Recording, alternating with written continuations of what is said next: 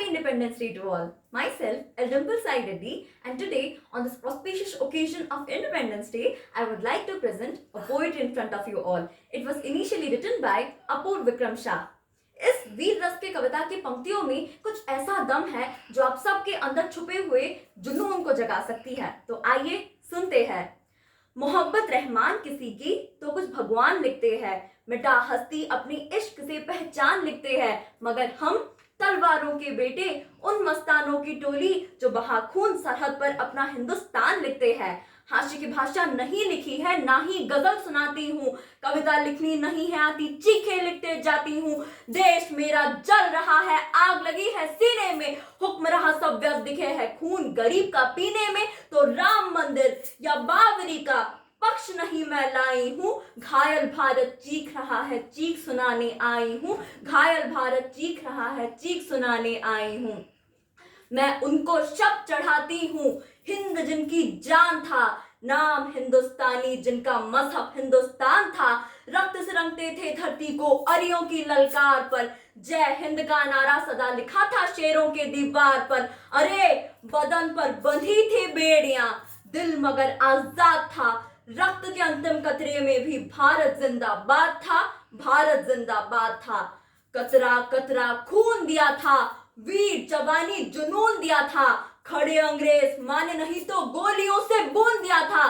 गोलियों के गाल नहीं थे ना आवाज मदीरों की, खनखनाहट गूंजती थी सेल्यूलर में जंजीरों की।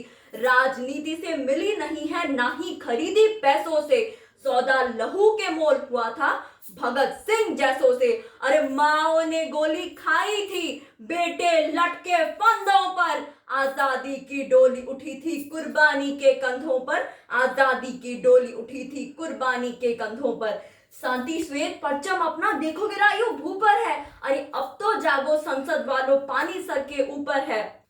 मैं वो कलम नहीं हूं जो बिक जाती है दरबारों में, मैं शब्दों की दीप शिखा हूं अंधियारे चौबारों में। मैं वाणी की राजदूत हूं, सच पर मरने वाली हूं, और डाकू को डाकू कहने का हिम्मत करने वाली हूं। सच्चाई की आवाज है ये, बंद ना हो पाएगी, और निवेदन की घोषणा बुलंद ना हो पाएगी। भारत के आन के लिए शीश भी कटाएंगे, सरहद से आवाज आई तो खून भी बहाएंगे। लहू की रवानी में उफान होना चाहिए, अंबर से भी ऊंचा हिंदुस्तान होना चाहिए, अंबर से भी ऊंचा हिंदुस्तान होना चाहिए। पुनः लंकेश ने जब कील वक्ष पर ठोका है, रामधनुष की प्रत्यंचा को चढ़ने से क्यों रोका है। प्रकांड ज्ञानियों को भी जब धर्म यादना पड़ता है तो बाद साधना पड़ता है, फिर बाढ़ साधना पड़ता है। 57 में अंग्रेज रुलाए सिंघनी के वार ने, मैसूर का मस्तक ऊंचा रखा टीपू के तलवार ने। मंगल ने भी आवेशों में भारी गोली चलाई थी, और भगत सिंह के विस्फोटों ने कोरी नींव हिलाई थी। जिन तीनों ने ये ना पूछा गोली का अंजाम क्या है, राम क्या, रहीम क्या, हिंदुत्व क्या, इस्लाम क्या है। अरे सपना केवल एक देखा, मुस्कुराता सा परिवेश दिखे, वो देख सके ना इसे मगर आजाद भारत देश दिखे। प्रीत की जो शीत गिरे तो गीत प्रेम के गाऊंगी, मौसम हो जो हंसने का तो बारंबार हंसाऊंगी। जुल्फ लिखूंगी कजरा रे, चार ढाल पगमास लिखूंगी, धड़कन किसी के नाम सदा, यौवन का एहसास लिखूंगी। पर भारत माँ को दर्द हुआ तो चीखूंगी चिल्लाऊंगी, गली गली में घूम घूम कर माँ की पीठ सुनाऊंगी। आजाद भगत सुभाष पटेल को रकुर्रे जगाऊंगी, अशफाकुल्ला खान के भांति का कौरी दोहराऊंगी। शमशीर बना के कलम को अपने तिरंगे का जयगान लिखूंगी, दुश्मन की छाती पर चढ़कर जय जय हिंदुस्तान लिखूंगी, जय जय हिंदुस्तान लिखूंगी। एक तिरंगा झंडा मेरा, अरे एक तिरंगा झंडा मेरा हिम शिखरों की शान है, एक तिरंगा झंडा मेरा युद्धों में रणगान है, एक तिरंगा झंडा मेरा वाघा बॉर्डर पर लहराता है, तो एक तिरंगा झंडा ओढ़े सैनिक घर को आता है। अरे कश्मीर कब का कट जाता जो सेना ध्यान नहीं देती, और संसद भवन भी बचता क्या जो खाकी जान नहीं देती।